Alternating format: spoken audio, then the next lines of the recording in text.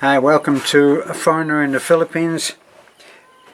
As you probably know if you've been following the videos, and I assume that you have to an extent, this title may have attracted your attention, especially if you are in that process or in that series of actions which will have you having a baby. Your wife would be the one that would be having that, of course. Right, so you'll know that just to bring you quickly up to date, a long time ago, probably 20 or 30 years ago, I had a vasectomy. Last year I had it reversed.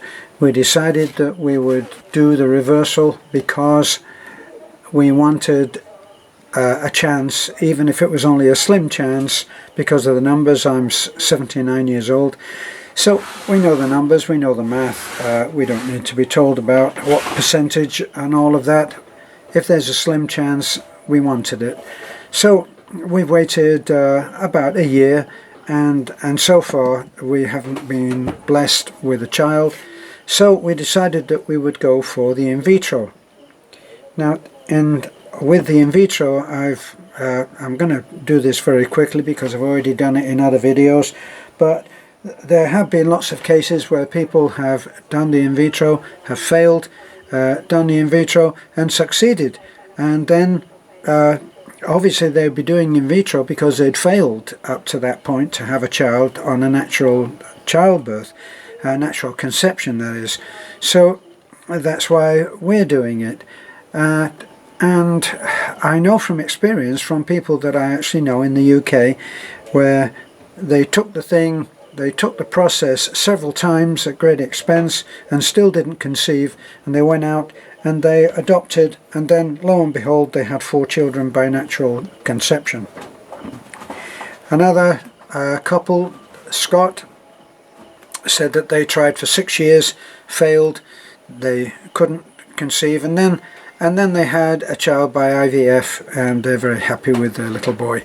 So there are others where they were told terrible news. They had the test, had the semen test, and the sperm, the way they described it was that everything that was wrong with the sperm was told to them, and they gave up. And then years and years later, out of the blue, they conceived for a child.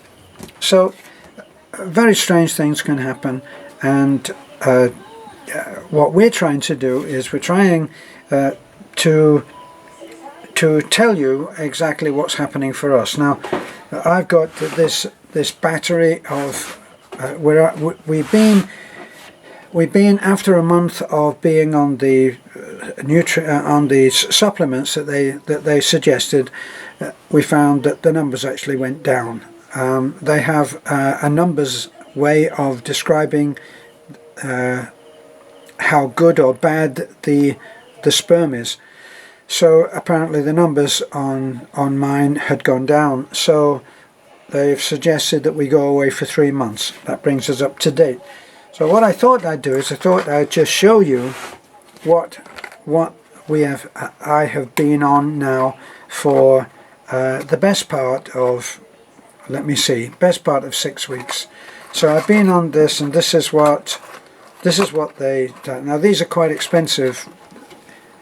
They're quite expensive supplements because they were recommended to them, and we went and we bought the ones that they recommended. And other people have said that's too much, you didn't need to do that, and there are always people who say that. So I'm on that one, folic acid. There were some that I was already taking, but the folic acid, just to give you the rundown, the folic acid is supposed to be anti-anemia, so that's an iron thing, right? The next thing, a friend of mine, Paul, in Australia, who is something of a enthusiast, not a fanatic. I never liked that word, but he does all of the nutrients himself, right? And this is the one that he sent to us. if you can dare. And that is fish oil 100, and it's omega-3. So that's the next one that I'm taking. That's quite a big pill to swallow, I can tell you. Now, this one I added myself because it's been so highly recommended, and that's vitamin D3. So vitamin D3, I'm also taking that one too. Yes, I know you're probably thinking that if I jumped up and down after I took all of this, I'd probably rattle. This one, glutathione, if you're looking there, we're taking that one. I take these every day, usually before I go to bed. This one, L-carnitine, that one too. They're all quite good dosages. 500 milligrams is quite a good dose. I also had been on this for quite a time, but on and off. I'm not terribly good at this habit thing of religiously doing it, but now of course it's very important to us, and so we are doing that. There was one other that I've been taking as well, and this one really will take over from this. And it's that one, multivitamins plus mineral. Okay, and they are, let me see, what, 5,000 international units. So that's a pretty heavy. That's a pretty heavy pill. So I'm taking that, and it'll take over from the Centrum, which is a multivitamin. Now I thought that what you might find interesting. Let me see. There's this one.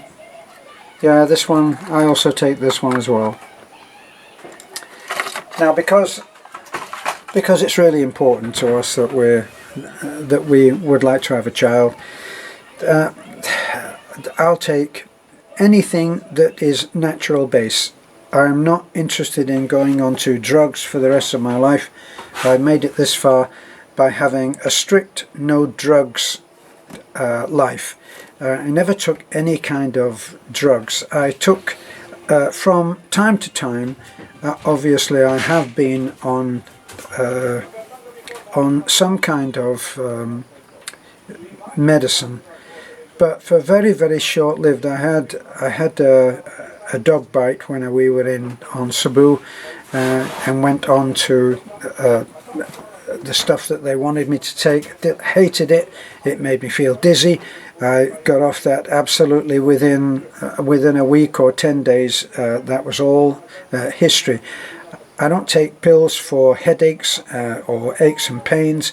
I really try to keep off all of that. I haven't been 100% religious on that, but compared to most people, probably you might think that I am religious on it. So I just tend not to try it for medication.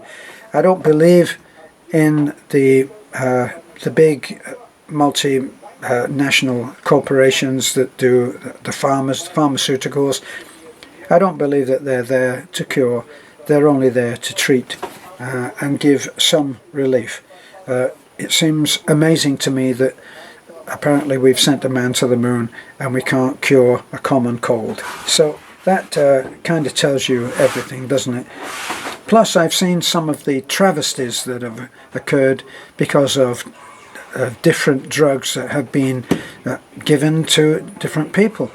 In the UK, when I was there, there was a big media thing that came to light that women, especially, were addicted to various drugs that they had, which were supposed to calm them down, and they just kept going back, and half the time they'd only talk to the receptionist of the doctor, and they'd just get a repeat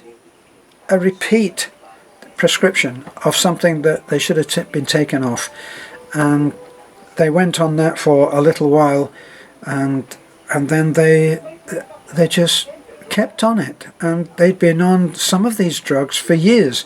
Somebody I knew in Fort Myers had been on narcotics for years, and I was always afraid of being addicted to stuff like that. I've been addicted to sugar. That's a bad enough thing. I'm addicted to chocolate. That's enough for me. And I miss having my cup of coffee now. I miss the chocolate too, but I'm off that as well. But what I really wanted to tell you was that I've noticed a terrific difference in my sense of well-being since I was taking this battery of supplements. None of these are in any way a drug form, although Beth says to me that certain things that she feels are the side effects of the vitamins she's taking, and nothing will change her on that. She's convinced of that. I don't think I'm sure that there are some vitamins that you can take too much of, but I'm missing on quite a few that are highly recommended, like vitamin E.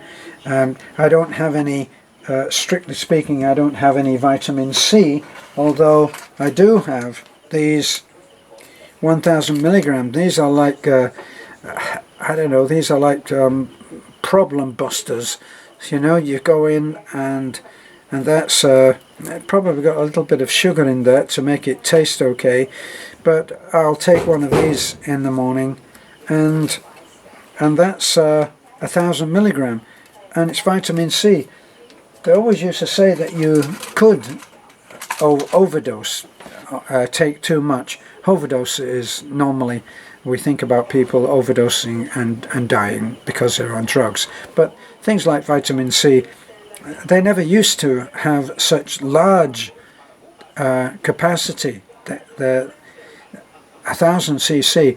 I remember being on a course of action that, many years ago, where they recommended a dosage of 1000 cc, and I went in. I remember clearly. I went into the drugstore, and I said, I'd like some vitamin C, and she handed me the normal thing, which was a small bottle like this, and it was 20 milligrams. And I said, no, I want the 1000 milligrams.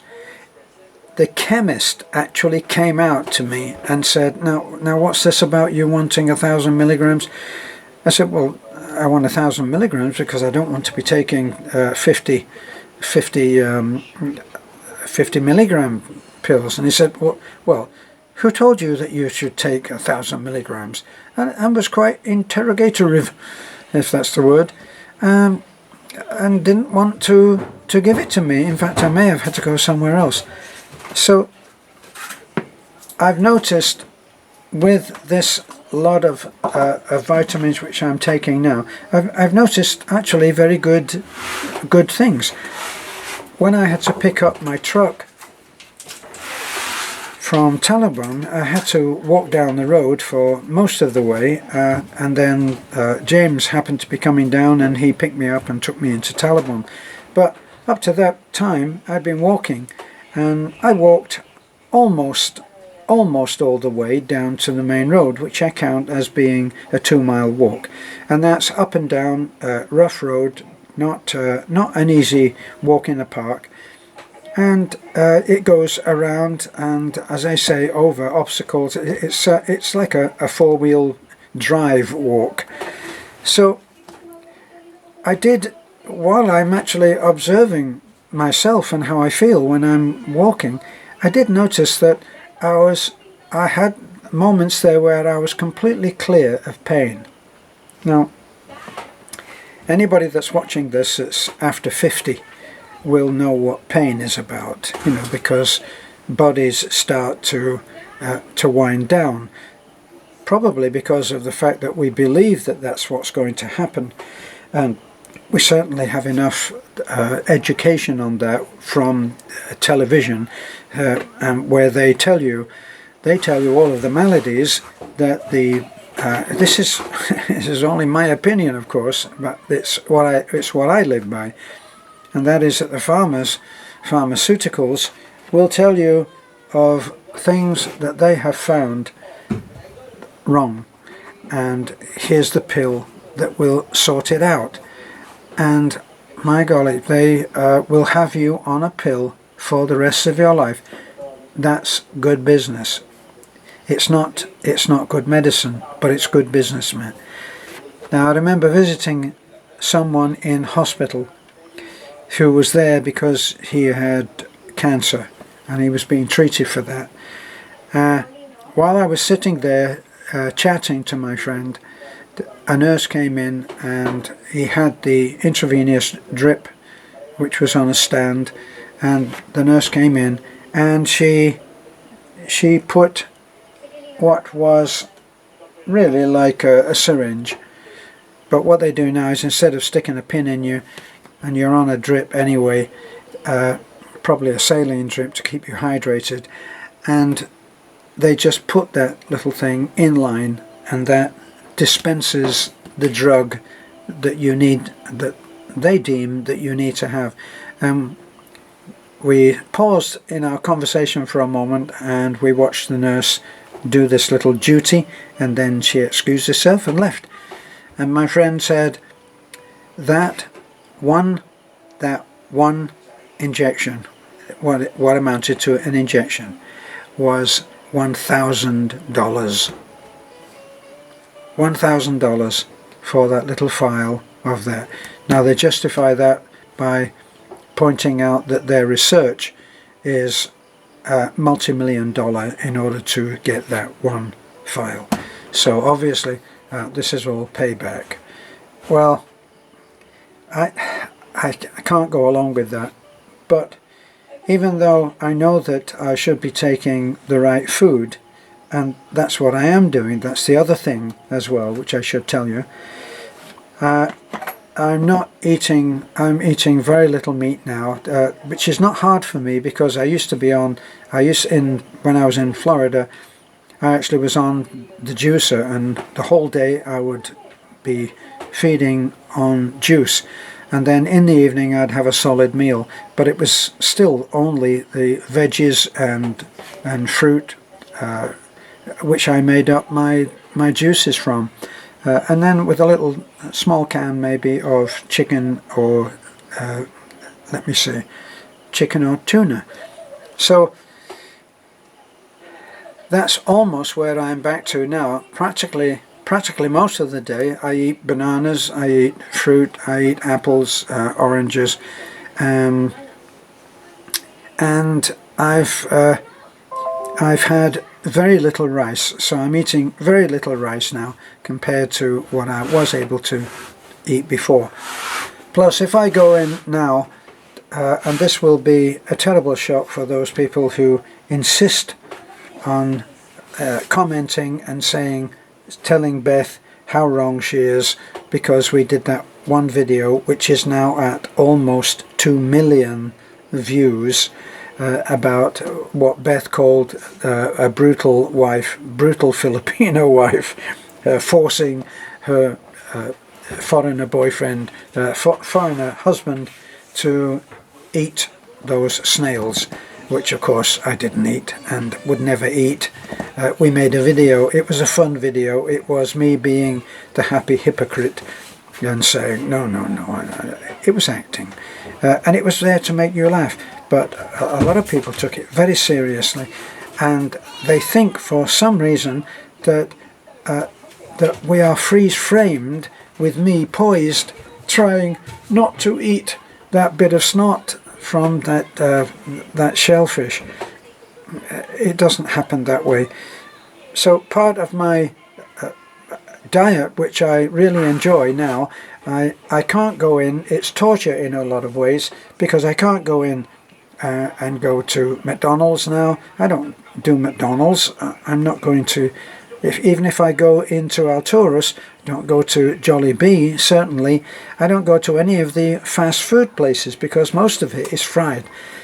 Especially McDonald's will be deep fried.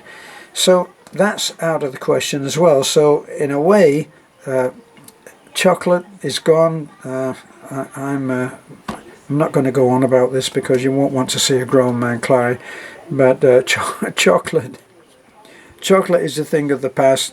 I don't do the sugar thing now. I'm not allowed to do that.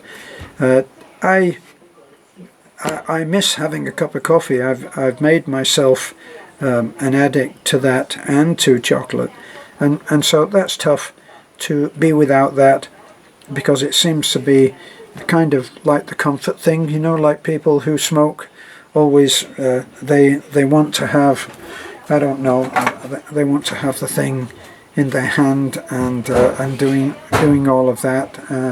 You're never alone with a strand, and all those kind of commercial type conditionings that they have. Well, it's kind of similar with the coffee. You know, it's just nice to sit down with a cup of coffee, and I would go out on the deck and I would sit there and perhaps look at my computer or my or read a book. You know, so you kind of miss those because they're habits. And of course, anything that is habit forming means you're not thinking about whether you do it for yourself or not anymore. It's a habit. But so several things I found less with these supplements now. I found less aches and pains. I'm still, I think, going through some withdrawal on coffee and chocolate and, you know, kind of sweet things. I like sweet things, and I find myself here. This is my sweet thing right now. Don't know whether you can see that, but they are California raisins, which I was sent by our very generous subscribers, and they were in one of the boxes, I think Mr. and Mrs. O. So I have those, but I like to go into Alturas, which is a cafeteria style restaurant for the poorer people, people who are on a budget, and I go in there and I can eat a very nice meal for just over, well, for $2. For $2 I have two little helpings, two servings of a mixed vegetable, which is really delicious and is actually made in its own kind of soup. Described it before. A lot of mixed vegetables, some of which I recognize and some of which I don't. Green beans, green beans, mushrooms, tomatoes, a tiny bit of chicken, but hardly anything at all. But it's done in its own soup, if you like, and it's hot. So that I enjoy very much, and carrots and stuff like that. So I usually have 2 of those, and I also have crab and sweet corn soup, which sometimes I might even pig out and have 2 helpings of soup. This is delicious food, and it's very healthy, nothing fried. It's all heated in water, obviously. So that's where the eating is taken care of now. In the evening, we're having vegetables which are being cooked by Lena. Just to clear this up, because it might be a misunderstanding for some of you ladies who are concerned that I'm not having healthy, nutritious. That's a word that comes up a lot. I think that you should cook nutritious food for your husband, and then they talk about fried eggs and bacon and stuff like that. So kind of a mixed up bag of advice there. But Beth doesn't cook. She is much too busy editing and posting our videos and making our videos and coming up with different titles and stuff like that, and doing what we normally do in terms of help. We are very, very busy, and there is no time for Beth to cook.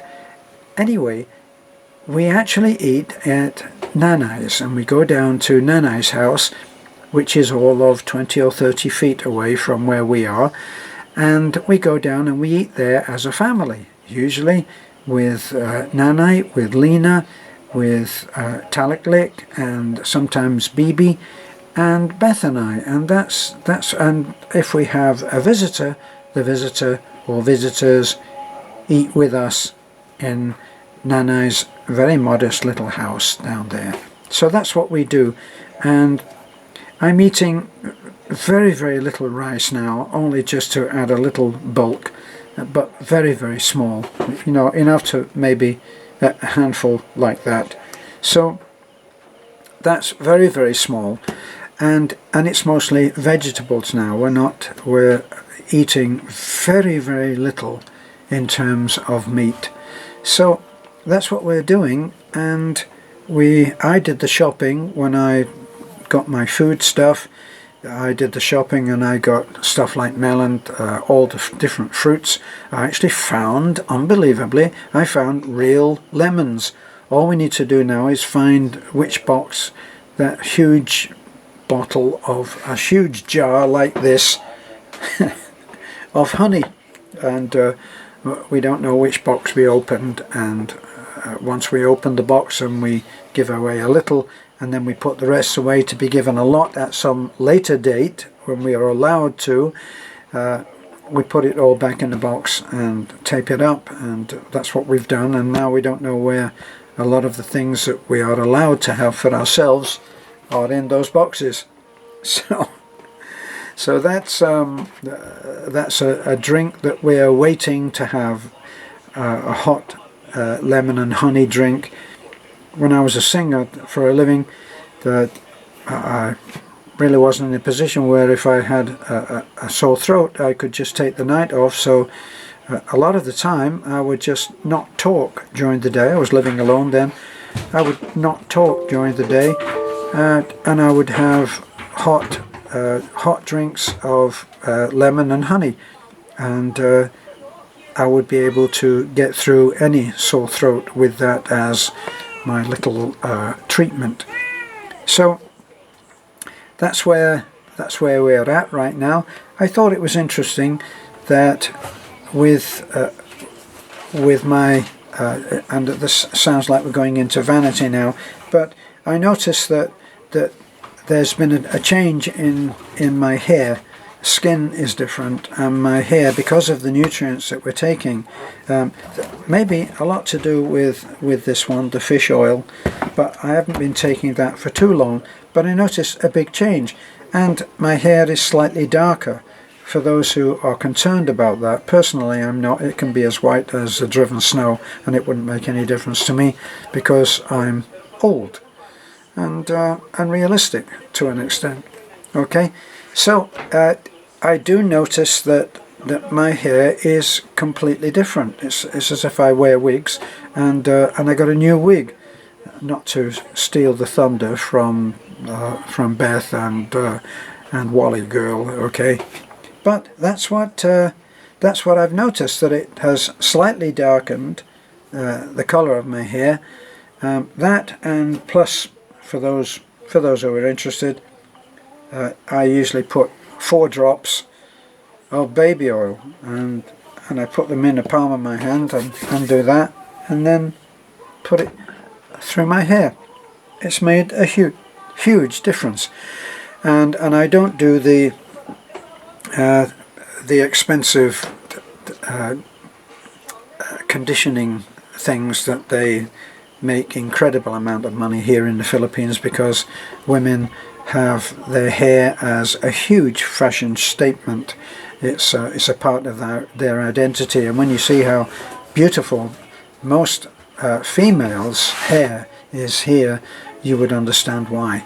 Even the children have hair that is down by their shoulder blades, and they take care of it very, very well. It's always beautifully groomed. So mine is looking a lot better, which of course I'd rather have it look better than not. So it seems that, for what I can actually see, the supplements that I'm on now as a result, and this is mainly for the people who are, as I say, interested in doing what we are doing. You don't have to go to a doctor. You can go on all of these supplements. I've even been told of another another supplement that you can buy, which I'm still looking for, and which I'll take because it's a natural ingredient. So I hope this is of interest and maybe even of some help. Thanks for looking in. This is a foreigner in the Philippines.